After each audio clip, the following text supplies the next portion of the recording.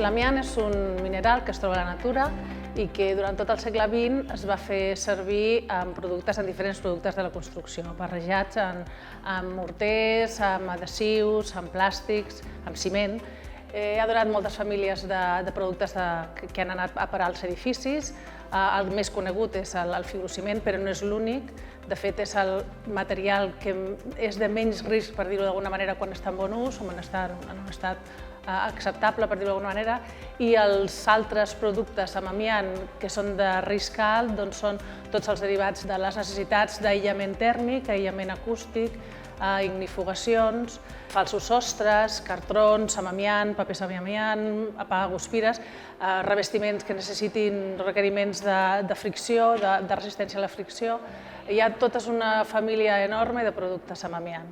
En els edificis, com dic, el que més crida l'atenció és el fibrociment, perquè està a totes les xarxes d'aigües negres, de pluvials, d'extracció de fums, de cobertes, totes les cobertes gran onda i mini onda de la famosa uralita, però hi ha molts més casos, molts més usos d'amiant que no coneixem i que són de molt risc.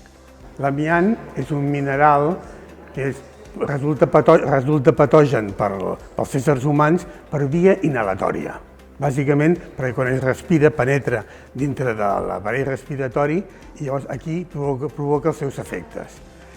És important tenir en compte que el llarg període de latència que hi ha entre que t'arriba l'agent agressiu i la malaltia que et provoca. En les malalties per amiant, les greus, oscil·la entre 40 i 45 anys.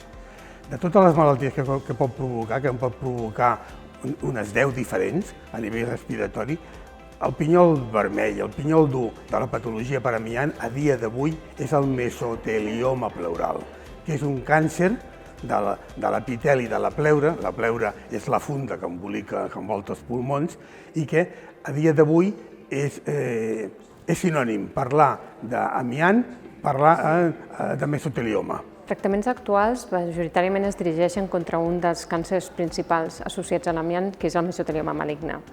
En el cas del mesotelioma maligne, el tractament estàndard és de l'any 2004, és la combinació amb pemetrexed cisplatí i és una combinació poc efectiva. Aproximadament el 50% de la gent respon, però el 50% no. És per això que darrerament s'han fet avenços per intentar desenvolupar nous tractaments.